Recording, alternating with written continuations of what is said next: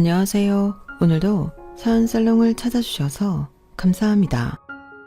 결혼한 지 이제 3년이 조금 넘어가는 30대 초반 여자입니다. 매일 사연살롱을 구경만 하다가 사연 올려볼 생각은 처음 하네요. 저도 참 여기 올라오는 다른 분들 사연에 뒤지지 않을 자신이 있을 정도로 엄청난 사연을 가지고 있거든요. 결혼하신 분이라면 아마 많은 분들이 공감하실 시집살이 당한 이야기인데요. 제가 겪은 일은 시집살이도 시집살이지만 그걸 넘어서 시댁 식구들에게 인간 대 인간으로서 배신감이 컸던 일이라 몇 달이 지난 지금까지도 분노가 쉬이 삭혀지질 않아 이렇게 사연이 남아 적어보게 되었어요. 본격적인 이야기를 시작하기 앞서 이런 질문을 드려보고 싶어요. 다들 시집살이 어디까지 해보셨나요? 사연살롱을 보고 계실 결혼한 지 10년, 20년 훌쩍 넘어가는 결혼 선배, 인생 선배들 앞에서 이런 질문을 하기엔 제 나이가 아직 어리기도 하고 좀 이른 생각일지도 모르지만 요즘 전 결혼한 분들만 보면 붙잡고 물어보고 싶은 심정이 든답니다. 제가 왜 사연을 시작하자마자 다짜고짜 이런 질문을 하는지 아신다면 아마 많은 분들이 기막혀 하실 거예요. 보통 시집살이라고 하면 많은 사연에서 가장 물리치기 힘든 강력한 적은 시어머니잖아요. 그 다음으로 시누이, 시아버지일 때도 있고요. 그런데 저희 시부모님은 정말 다정하고 천성이 선한 분들이세요. 남편에게는 여자 형제가 없어서 제겐 시누이도 없었고 형이 한 명 있어서 아주버님은 계시는데 조금 무뚝뚝한 성격이시긴 해도 매너 좋으신 분이고요. 여기까지 들으면 도대체 이 사람은 누구한테 시집살이를 했다는 거야 하는 의문이 드실 거예요. 네, 저도 결혼 전까지만 해도 제가 이 사람에게 시집살이를 당할 거라곤 감히 상상조차 못했던 존재가 있었어요. 바로 아주버님의 첫째 딸. 그러니까 제게는 시조카가 되는 중학생 아이였어요. 솔직히 아주버님이나 형님까지는 신경이 많이 쓰인다 쳐도 결혼할 때 시조카와의 관계까지 염려하는 분들은 많이 없지 않으신가요? 사실 저도 그랬거든요. 중학생 딸이 하나 있다길래 그렇구나, 그러려니 하고 말았어요. 남편이랑 아주버님의 나이 차이가 6살밖에 안 나는데 벌써 중학생 딸아이가 있다고 해서 아이를 좀 빨리 가지셨나 보다 하고 넘겼죠. 아주버님은 결혼도 빨리 하셨고 그 밑으로도 초등학생 자녀가 4살, 6살 터울로 둘이나 있어서 그저 아이를 좋아하시는구나 하고 생각했었네요. 아무튼 이제 갓 초등학교 입학했다고 들은 막내나 둘째야 워낙 어려서 봐도 귀여워만 해주고 말았는데 동생들과 나이 차이가 조금 있어서 그런지 첫째를 보면 풍기는 분위기가 다르더라고요. 제가 14살 때는 초등학생이나 다름없이 천진난만했던 것 같은데 요즘 애들이라 그런지 성숙해 보이기도 하고 어른 같더라고요.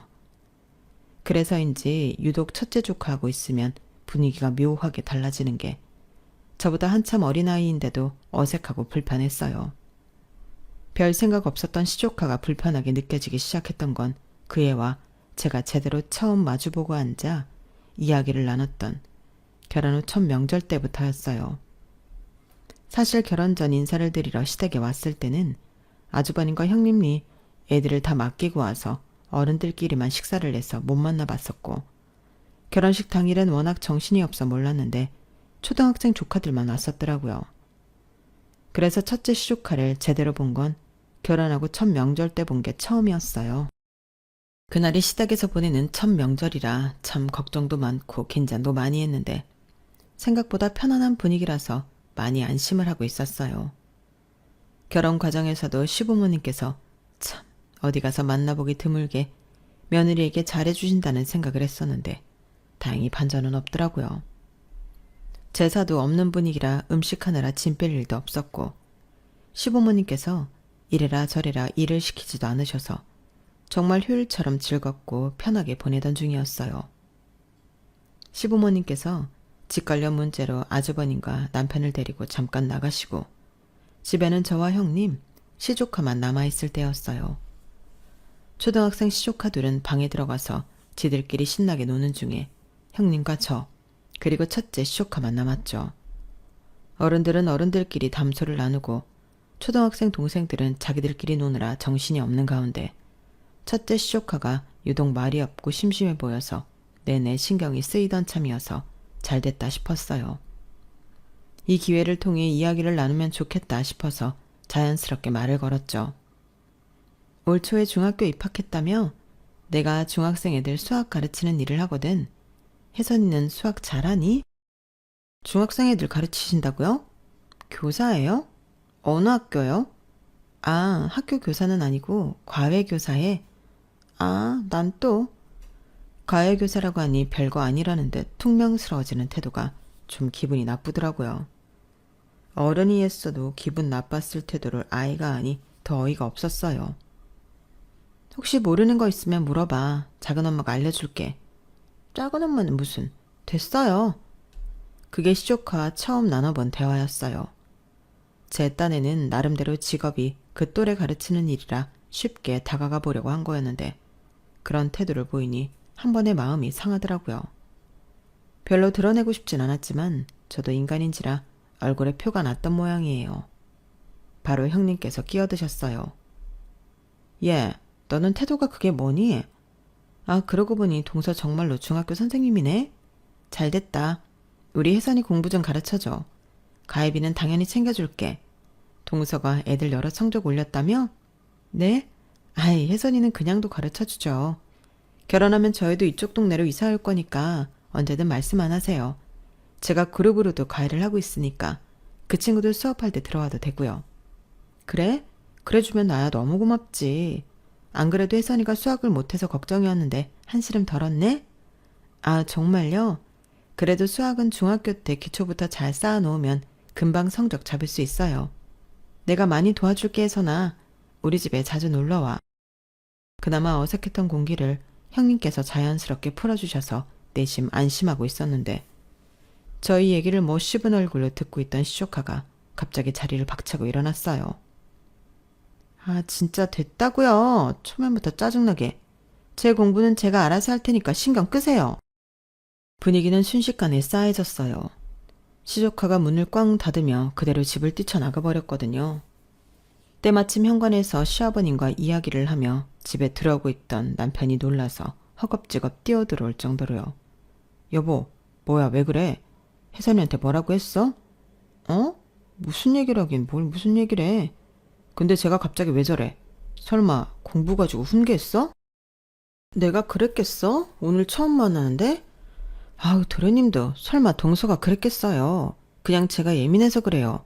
요즘 중2병이 무섭다던데 쟤는 왜 중2 되기도 전에 저러지? 하여간 누굴 닮아서 그러는지. 미안해 동서, 놀랐지? 내가 대신 사과할게. 아니에요. 한창 성적이 민감할 나이인데 제가 괜한 이야기를 꺼냈나 봐요. 공부 도와준다고 하면 좋아할 줄 알고. 제 직업병인가 봐요. 저야말로 죄송해요 형님. 앞으로 조심할게요. 조심하긴 뭘 조심해 동서. 이렇게 착해 빠져가지고 어디 결혼생활 잘하겠어? 동서, 명심해. 결혼생활이라는 게 그렇게 마냥 순탄하지만은 않다. 내 얘기 새겨듣는 게 좋을 거야. 나도 결혼생활이 정말 쉽지만은 않았어. 진심 반 농담 반으로 능청스럽게 위로해 주시는 형님 덕분에 기분이 풀리더라고요. 에이 형님, 그래도 저는 다른 건 몰라도 시댁복은 있는 것 같아요. 시부모님도 시댁살이 없이 잘해주시고 아주버님이랑 형님도 좋은 분들 같고요. 결혼 생활의 힘든 점 절반은 시댁, 절반은 남편 때문이라는데 적어도 시댁 때문에 힘들 일은 별로 없을 것 같아요. 형님께서 내내 분위기도 풀어주시고 저를 많이 신경 써주시는 것 같아 그렇게 웃으며 답했는데 형님 얼굴이 묘하게 일그러지더라고요. 뭔가 꼭 양심에 찔리기라도 한다는 듯이요. 그래? 뭐 그치. 우리 시부모님 정도면 괜찮은 편이지. 시집살이도 별로 안 심하고. 잠깐이었지만 그 표정이 내내 마음에 걸리더라고요. 그때를 떠올리면 자꾸 찜찜해져서 돌아오는 길에 남편에게 슬쩍 물어봤어요. 여보, 혹시 시부모님이 시집살이 하거나 그런 건 아니지? 아유, 당신은 그 얘기를 몇 번을 묻는 거야. 그렇게 불안해? 결혼 전부터 얘기했잖아. 우리 엄마 아빠는 그런 거 없다고. 아, 그치. 아니, 아까 형님이랑 얘기하는데 형님 반응이 좀 이상해서. 형수님이 왜? 내가 시부모님이 시집살이도 안 시키고 형님이랑 아주버님 좋은 분 같다고 시댁 복은 있는 것 같다고 했더니 형님 표정이 좀 이상해지더라고. 약간 내가 잘못 알고 있는 것 같다는 듯한 표정이었달까? 그래? 사실은 우리 부모님이 처음부터 이런 분들은 아니긴 했어. 아마 그래서 형수님이 그런 반응이셨을 거야. 어? 그게 무슨 소리야? 형이랑 형수님은 좀 젊은 나이에 결혼하셨잖아. 그래서 그런지 엄마가 그때만 해도 좀 옛날 사상을 많이 못 버리셔서 형수님을 못 살게 굴긴 했었거든. 그땐 제사도 지낼 때라 많이 힘들긴 하셨을 거야. 그것 때문에 형이랑도 많이 싸우셨던 걸로 알고 있고. 아무튼 결혼 초반엔 형수님이 고생 꽤나 하셨을 거야. 이러다 멀쩡한 부부 이혼시키겠다 싶어서 나도 부모님한테 많이 뭐라 했지. 그래서 지금 많이 달라지신 거야. 아, 그렇구나. 남편의 설명을 들으니 형님이 왜 그런 반응이셨는지 한 번에 납득이 되더군요. 본인 때는 이런 시부모님이 아니었는데 제가 들어와서는 좋은 시부모님 듣고 있으니 얼마나 기분이 묘했을지 이해가 됐어요. 보통 그런 상황이면 괜히 나중에 들어와서 호소 누리고 있는 제가 얄밉게 느껴져서 경계하거나 퉁명스럽게 대했을 수도 있었을 텐데 친근하게 대해주시는 형님께 감사한 마음이 들더라고요. 역시나 참 좋은 분이라는 생각과 함께요. 그런데 한편으로는 저도 기분이 이상했어요. 원래 사람이 바뀌는 게 쉬운 일도 아니고 부모님 세대분들은 그 정도 연세에 생각을 바꾸시는 게 여간 어려운 일이 아닐 텐데 어떻게 쉽사리를 혹독하게 시키던 시어머니에서 지금처럼 며느리들을 자유롭게 내버려두는 시어머니가 됐는지 의문이 들더라고요. 자식들이 뭐라고 한다고 해서 고쳐질 거였으면 세상에 많은 시어머니들이 바뀌었을 텐데 말이에요. 그 정도로 생각이 열려있다는 걸로밖에는 설명이 안 됐는데 신기하기도 했고요. 아무튼 지금 바뀐 건 사실이니 그냥 그러려니 넘겼어요. 예전에는 그런 분이었다고 하니 언제든 돌변할 수 있다는 가능성만 약간 열어둔 채로요. 하지만 결혼한 지 1년이 지나고 2년이 지나도 시부모님은 저희에게 처음부터 지금까지 한결같이 잘해주시기만 했습니다. 문제는 생각지도 못한 곳에 있었죠. 네, 앞서 말씀드렸던 첫째 시조카에게요. 저기 동서, 정말 이런 부탁해서 미안한데 이야기해도 될까? 뭐길래 그렇게 뜸을 들이세요, 형님? 남편 회사가 이전을 해서 우리가 지방으로 이사를 가게 됐어. 근데 혜선이가 감수성이 한참 예민한 때기도 하고 성적도 중요한 시기잖아. 이런 때 환경을 바꾸는 게 좋을 것 같지 않아서. 중고등학교는 원래 살던 이 동네에서 졸업시키고 싶어서. 우선 1년만 혜선이 맡아줄 수 있을까? 딱 중학교 졸업 때까지만. 남편이 다시 서울로 오려면 부서 이동 신청을 해야 하는데 적어도 1년은 걸릴 것 같아. 네? 그게 같이 사는 건 좀 힘들 것 같아요, 형님. 알지, 너무 잘 알지. 내 자식이랑 같이 사는 것도 힘든데 남의 자식이랑 사는 게 얼마나 힘들겠어. 그래도 그동안 우리 정이 있잖아. 혜선이한텐 절대 동서 심기 건들지 말고 쥐죽은 듯 학교랑 집만 왔다 갔다 하라고 할게. 1년이 길어 보여도 은근히 짧은 세월이야. 내가 이렇게 부탁할게. 어? 형님 마음은 너무 잘 알겠지만 제 입장에서는 갑작스러운 부탁이라서요. 같이 사는 건 저희 부부가 신혼이기도 하고 상의를 좀 해봐야 할 것 같아요. 남편이랑 이야기하고 다시 말씀드릴게요. 전화를 끊고 나니 마음이 너무 착잡하더라고요. 가뜩이나 어쩌다 한번 만나는 사이인데도 한없이 불편한 시조카를 데리고 살라니. 아무리 시조카가 쥐죽은 듯 산다 해도 같이 살면 매일 오며 가며 얼굴 마주칠 텐데 신경이 안 쓰이는 게 가능하겠나 싶었어요. 그래서 당연히 남편도 거절할 줄 알았죠. 여보, 형님이 말도 안 되는 부탁을 하시는데 당신이 좀 아주버님 통해서 거절해 줄 수 있지? 부탁? 무슨 부탁? 아니, 혜선이 중학교 졸업할 때까지 1년만 우리가 데리고 살아달래. 아무리 형님이랑 아주버님이 나한테 잘해주셨어도 애를 맡기는 건 완전 다른 문제지. 애도 셋이나 키워보신 분이 어려운 거 알면서 왜 저런 부탁을 하시지? 뭐? 애 키우는 거랑 여랑 같나? 다 키운 애 방 하나 내주라는데 뭐가 그렇게 어려워서 거절을 해? 그냥 우리가 1년만 데리고 있자. 현관 바로 앞에 있는 복도 끝방 무슨 당신 운동방으로 만든다더니 헬스장만 가고 저 방은 쓰지도 않잖아.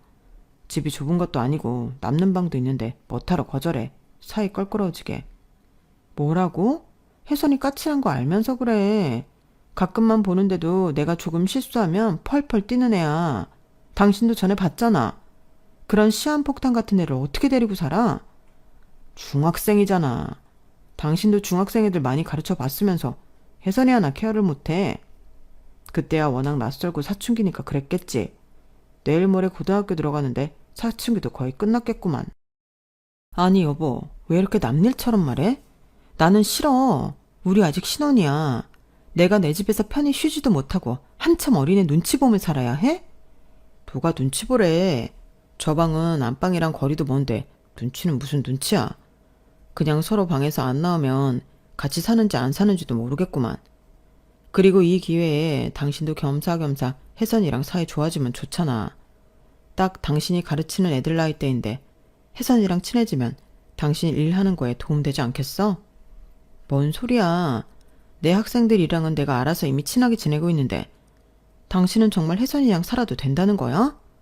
그래, 뭐 평생 살라는 것도 아니고 1년만 데리고 있어달라는데 그게 그렇게 어려워? 막말로 당신도 일하고 나도 일하고 혜선이도 자기 학업하면 집에서도 마주칠 시간 그렇게 길지 않아. 주말에도 무슨 종일반 학원 다니다는데 주말도 온전히 우리끼리 보낼 수 있고. 그게 뭐 그리 싫다고 그렇게 정색을 해. 싫어. 싫다니까. 그렇게 좋으면 당신이 혜선이 데리고 살던지. 여기는 당신만 사는 집이 아니야. 내가 내 집에 낯선 사람 들이기 싫은 거 당연한 거 아니야? 당신이 옆집 얻어서 혜선이 데리고 나가든가. 와, 당신 정말 사람 그렇게 안 봤는데 되게 냉정하다. 하루 종일 애한테 매달려서 육아하라는 것도 아니고 어떻게 이렇게 매정해? 가족끼리 살면서 서로 도울 수 있는 건 도와야 나중에 우리도 난처한 일 생길 때 부탁할 수 있고 다 그렇게 서로 도우면서 사는 거지. 살면서 당신은 형수님한테 뭐 부탁할 일 없을 것 같아? 다른 부탁은 다 들어줘도 집에 애 들이는 건 싫다고. 며칠 데리고 있는 것도 아니고 같이 사는 건 완전 문제가 다르잖아. 아무리 다 컸다고 해 내 애는 앤데 신경 안 쓰이겠어? 게다가 집에 공부하는 애 있으면 눈치 보이는 거 몰라? 됐어. 그렇게 싫으면 거절은 왜 나보고 하래? 난 찬성이니까 반대할 거면 당신이 직접 거절해. 왜 싫은 소리는 나한테 시켜? 진짜 이기적이야. 그저 어색한 시조카 데리고 사는 게 싫다고 말했을 뿐인데 이기적이라니. 남편의 가치관이 정말 이해되지 않더라고요. 그래도 2년이나 연애하고 결혼한 건데 내가 이 사람이랑 이렇게 생각이 달랐나 싶기도 해서 너무 놀라웠어요. 그렇게 대판 싸우고 저는 다음날 형님께 제 의사를 밝히기 위해 바로 전화를 걸었어요. 더 이상 이 문제로 피곤해지고 싶지 않았거든요. 형님, 저예요. 어제 남편하고 혜선이 이야기해봤는데 동서, 안 그래도 고맙다고 전화하려고 했어. 혜선이 곧 도착할 거야. 내가 이 은혜는 꼭 잊지 않고 갚을게. 혜선이 걔가 무뚝뚝해서 표현은 안 해도 속으로는 엄청 고마워하고 있을 거야. 동서도 알겠지만 걔가 사회성이 은근 없어서 그나마 사귀었던 소꿉친구 다 여기 놔두고 이사 가기 싫다고 울고불고 난리도 아니었거든. 네? 그게 무슨 말씀이세요? 저는 거절하려고 전화드린 건데 혜선이가 저희 집으로 오고 있다고요? 어제 도련님이 혜선이 보내라고 흔쾌히 전화와서 오늘 아침 일찍 혜선이 보냈는데 뭐라고요? 말이 끝나기 무섭게 띵동 하는 현관 벨소리가 울렸어요. 벨소리가 그렇게 공포로 느껴지긴 처음이더라고요. 화나는 마음 반 두려운 마음 반으로 마구 떨리는 손을 겨우 붙잡고 인터폰 앞으로 가니 파란 화면 한가운데 떡하니 시조카 혜선이의 얼굴이 담겨 있었어요. 도착했나 보네. 여기까지 왔으니까 점심은 먹이고 보낼게요. 저 혜선이 못 데리고 있어요, 형님. 저 그 얘기하려고 오늘 전화한 거예요. 뭐라고? 이건 아니지, 동서. 그럴 거였으면 내가 혜선이 안 보냈지. 혜선이 오늘 이사한 우리 집에서 꾸역꾸역 서울 올라간 거야. 애는 애대로 고생시키고 이게 뭐 하는 짓이야? 둘이 상의해 본다며. 난 당연히 상의한 줄 알았지. 도련님이 봐준다 했으면 된 거 아니야? 사람이 어쩜 이래? 형님, 남편이 독단적으로 한 행동이라 저도 너무 화가 나는 상황이에요. 혜선이한테는 미안하지만 어쩔 수 없어요. 오늘 저녁차 태워서 보낼게요. 예정에도 없던 혜선이가 집에 오는 바람에 오늘 제 약속도 다 취소하게 생겼어요. 저로선 혜선이 밥 먹이고 좀 쉬게 했다가 내려보내는 것 이상으로는 더 해드릴 수 있는 게 없네요. 따지려거든 남편에게 따져주세요. 뭐라고? 동서 잠깐만 끊지 말아봐. 이런 법이 어딨어? 비명을 지르다시피 하는 전화를 끊고 안방 문을 열어젖히자 머리는 까치집을 하고 천하태평하게 자고 있는 남편을 보니 우라통이 치밀더군요. 화가 나서 베개로 남편을 흠씬 두들겨 팼더니 남편이 화들짝 놀라서 일어났어요. 아, 여보 왜 이래? 당신 미쳤어? 미치긴 누가 미쳐? 미친 건 너 아냐?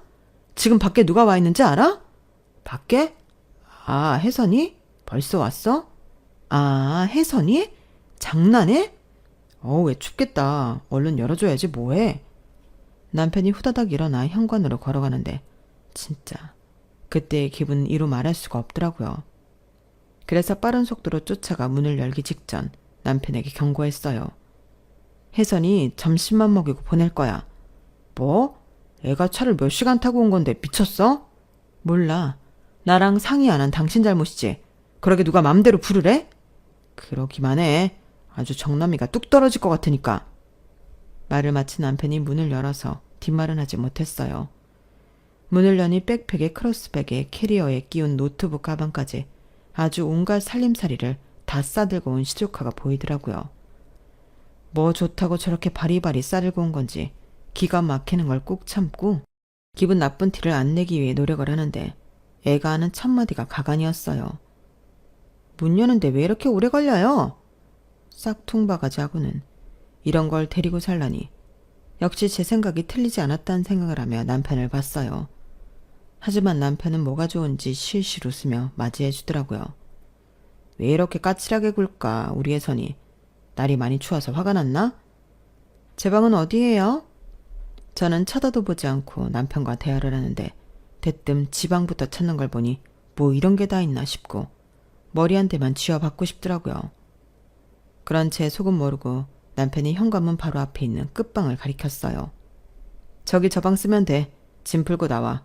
맛있는 거 먹자. 뭐 먹고 싶어? 방을 쓰긴 뭘 써. 짐 풀 거 많아? 그냥 거실에 짐가방 두고 나갔다 오자. 어차피 그대로 다 가지고 내려가야 하는데 번거롭게.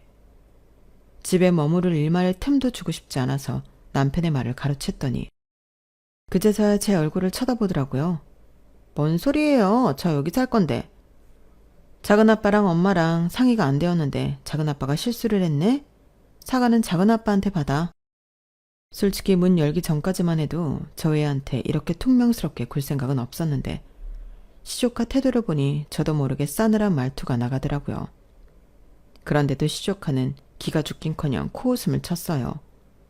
사과를 왜 받아요? 전 안 내려갈 건데. 두 분이 소통 못해서 생긴 일에 왜 제가 피해를 입어야 하죠? 전 여기 오라 해서 온 거고 보아하니 방도 비워놓은 것 같은데 다시 내려갈 이유가 없는데요? 방은 비워놓은 게 아니고 원래 비어있던 방이야. 내가 쓰려고 비워놓은 방이니까 미안하지만 여기 놀러 올 순 있어도 살 순 없어. 여기까지 왔는데 점심은 맛있는 거 사줄게. 용돈도 필요한 만큼 주고. 작은엄마가 신경 써줄 수 있는 건 이 정도까지야. 점심은 됐고요. 용돈도 필요 없어요. 어차피 쓰지도 않던 방. 저랑 살기 싫다고 쓸모있는 방인 척 연기하지 마시고요. 전 어른들끼리 다 이야기 됐다고 들었으니까 못 내려가요. 방에 짐 풀게요.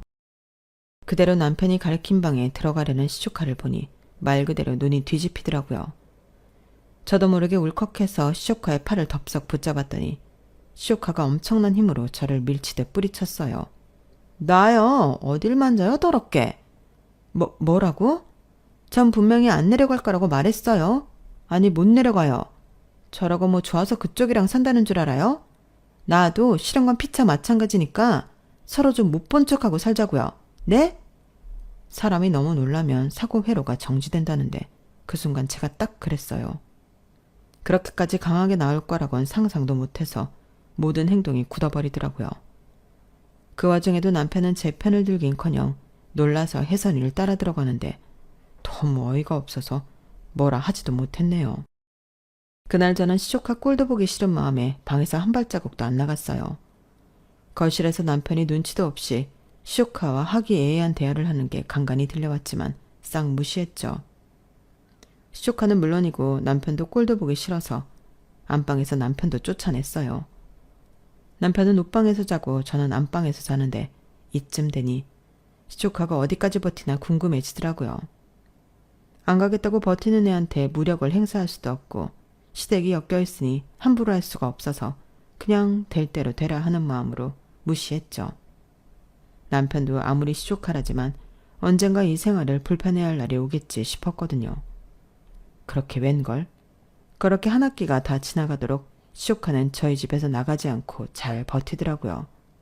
게다가 잊을만 하면 틈틈이 제 속을 뒤집어 놓는 멘트를 하는 것도 잊지 않았어요. 밑반찬이 왜 이렇게 맛이 없어요? 작은 아빠, 맨날 이런 거 드시고 산 거예요? 옷 정리한 것 좀 봐. 이렇게 정신없이 해놓고 어떻게 살아요? 옷장을 하나 더 사던가 하지. 각방 쓸 거면 결혼은 왜 했어요? 맨날 작은 아빠만 바닥에서 자고. 남편 걱정도 안 되나? 얼핏 들으면 이간질 같은 얘기들을 저 들으란 듯 남편에게 하는데 상대하기 싫어서 못 듣는 척 하려다 하가도 도저히 안 되겠더라고요. 너 방학인데 니네 집에 내려가 있어. 학기 시작하고 오던지 해. 서로 불편하게 이러고 사는 것도 웃기지 않니?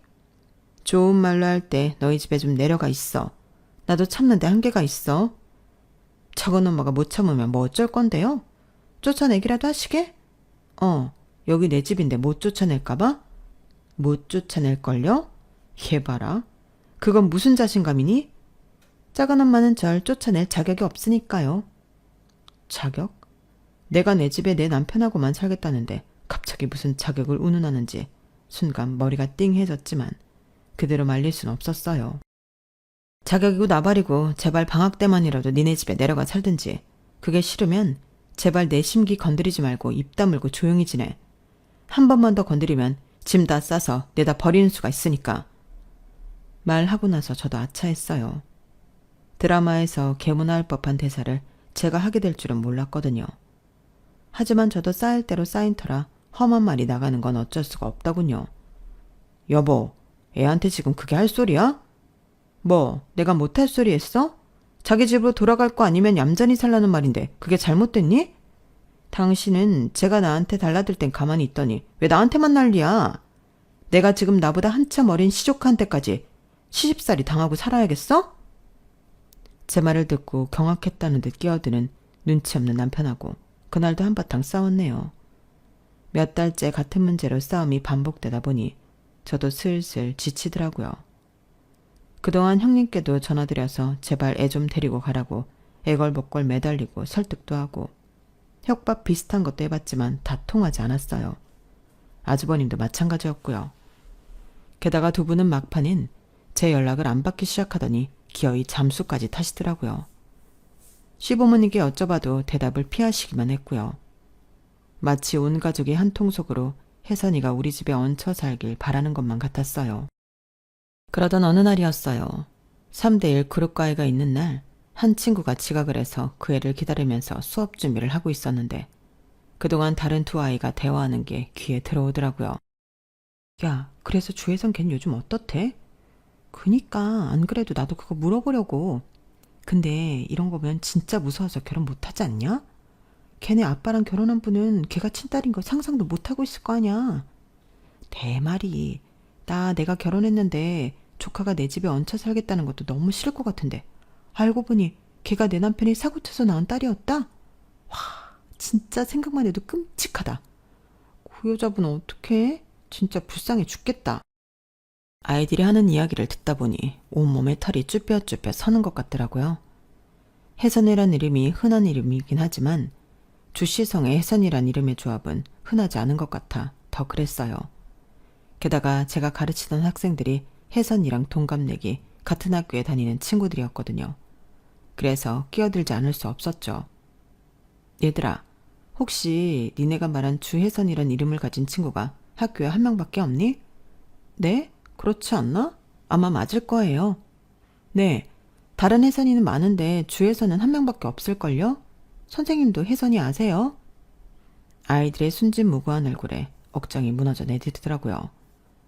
하지만 그래도 믿기지 않는 건 마찬가지라 떨리는 손으로 핸드폰을 켜 혜선이의 프로필 사진 화면을 아이들에게 보여줬어요. 얘가 맞아? 네, 얘예요. 선생님도 얘 가르치세요? 아까 해준 얘기 좀 자세히 해줄 수 있니? 얘네 아빠가 혜선이가 딸인 걸 숨기고 결혼했다고? 티내지 않으려고 노력했지만 목소리가 마구 떨리더군요. 다행히 아이들은 눈치채지 못했는지 지들끼리 서로 이걸 말해줘도 되나 시선을 부딪혔어요. 뭐 어때? 이미 다 들으셨는데. 비밀이에요, 선생님. 요즘 혜선이가 그래서 새엄마랑 사는데 조카인 척하고 사느라 짜증나 죽겠대요. 아빠가 언제 밝힐지 간보고 있는데 새엄마는 자기를 조카라고 생각하니까 아빠랑 자기를 엄청 갈군다나? 그래서 나중에 아빠가 자기 친딸인 거 밝히면 역으로 복수할 거라고 요즘 맨날 그 얘기밖에 안 해요. 뭐라고? 충격적인 사실을 알게 된 것도 어이가 없었는데 그 발칙한 녀석이 그런 생각을 품고 있다는 걸 듣게 되니 정말 얼척이 없더군요.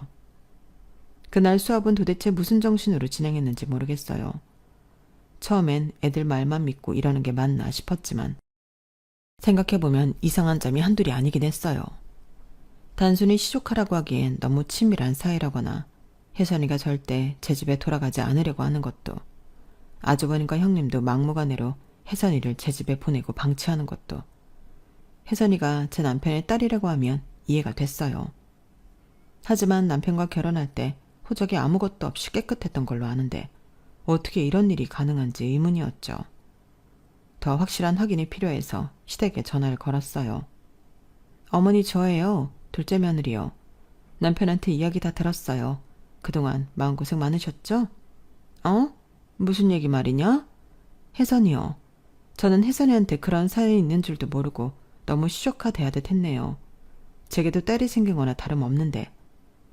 혹시나 모를 상황을 대비해 떠보듯 이야기했는데 잠시 수화기 너머로 어머니께서 놀란 듯이 말씀이 없으시더라고요. 어찌해야 할 바를 모르는 눈치였어요. 들었니? 네, 다 듣고 전화드린 거니까 너무 놀라지 않으셔도 돼요. 이럴 거면 왜 숨기셨어요? 진작 말씀해 주셨어도 됐는데. 미안하다. 우리 아들 온전히 장가 보내려면 어쩔 수가 없었어. 요즘 같은 세상에 어릴 때 사고쳐서 낳은 딸이 있다고 하면 어떤 여자가 좋다고 결혼을 하겠니? 숨겨서 정말 미안하다. 네, 그쵸. 세상에 결혼도 전에 중학생짜리 딸이 그것도 어릴 때 다른 여자 사이에서 낳은 아이가 있다고 하면 아무도 안 좋아하죠. 그래서 할 수 없이 큰애 호적에다 혜선이를 올린 거야. 참, 이게 큰애한테도 할 짓은 못 되는 건 알긴 알았지만 큰애는 결혼한 지 좀 됐으니까 큰애한테 올리는 게 사회적으로 시선이 나아 보일 것 같아서. 형님이랑 아주버님도 힘드셨겠어요.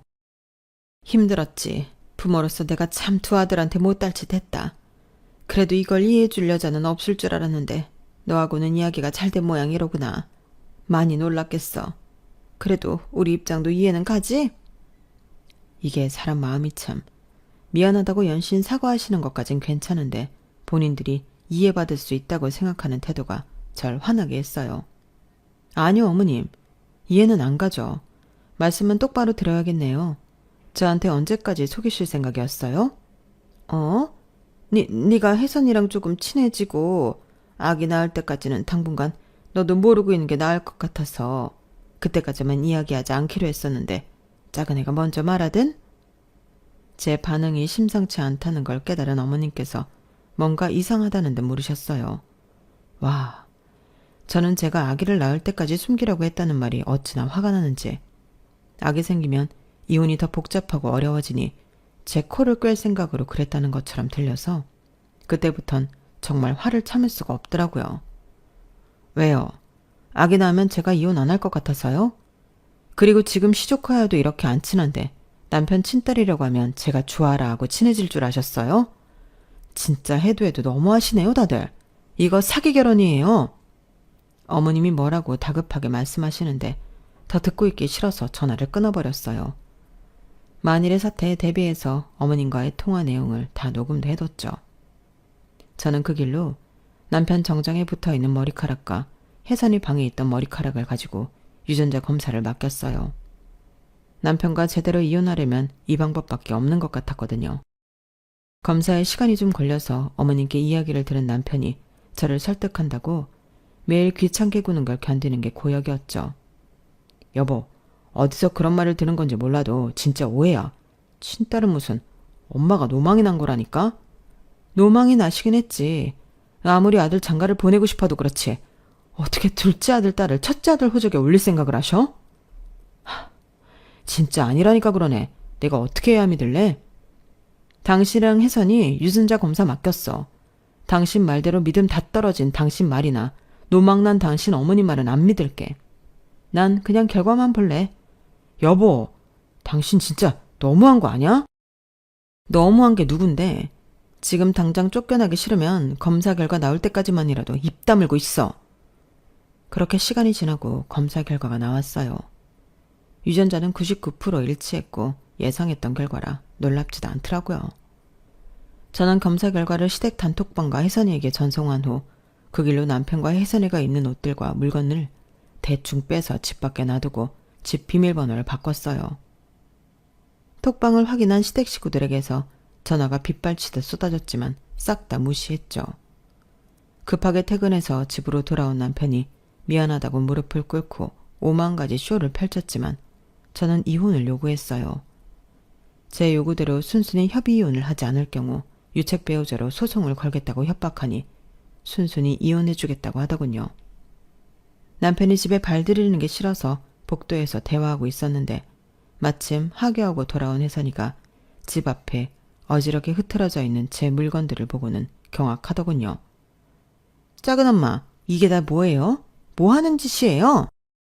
나 이제 니네 작은 엄마 아니니까 싸가지 없는 말투 좀 고쳐. 그리고 네 물건 다 가지고 니네 아빠랑 내 앞에 다시 나타나지 마. 알겠어? 네? 꽤나 충격받은 얼굴이 볼만하더군요. 남편이 혜선이 어깨를 감싸고 미안하다며 눈물을 뚝뚝 흘리는데 그 꼴을 더 보고 싶지 않아 집으로 들어가 버렸어요. 복도에서 부스럭거리는 소리가 한참이더니 몇 시간 뒤에 나가보니 짐을 챙겨서 갔더라고요. 솔직히 온 식구들이 제게 못할 짓을 한 건 맞아서 그런지 그 뒤로 저를 따로 괴롭히거나 하진 않았어요. 남편과도 제가 원하는 조건으로 재산 분할을 하고 무사히 이혼을 했고요. 나중에 형님께서 전화를 하셔서 받았는데 형님도 미안하다고 연신 눈물을 쏟으시더라고요. 알고 보니 형님도 처음에는 시집살이를 죽어라고 하다가 혜선이를 맡게 되면서 시집살이에서 좀 벗어나게 되신 거였다고 하셨어요. 그래도 남의 자식 키우는 게 쉬운 일은 아니라 남편이 결혼하자마자 잘 됐다 싶어서 혜선이를 맡긴 거라고 하더군요. 형님도 괘씸하긴 했지만 남의 자식 잠깐 데리고 살아본 경험이 있어서 그런지 형님 입장은 바로 이해가 됐어요. 시집살이도 싫지만 그런 버르장머리 없는 애를 데리고 사느라 얼마나 짜증나고 힘들었을까 싶었거든요. 아무튼 이혼을 하고 나니 가뿐하네요. 이혼을 하고 나서는 좋은 점뿐이지만 딱 하나 안 좋은 점은 예전보다 사람을 좀 더 안 믿게 된 것 같아요. 그 점이 참 서글프긴 하지만 세상에는 생각보다 나쁜 사람이 많다고 생각하니 예전만큼 호락호락하게 당하지 않을 것 같긴 해요.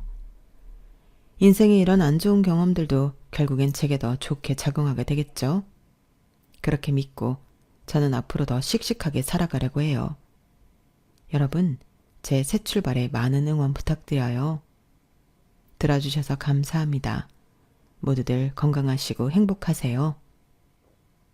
여러분, 사연 댓글에 응원과 현명한 조언 부탁드려요. 좋아요와 구독은 저에게 큰 힘이 됩니다. 오늘도 좋은 일 가득하세요.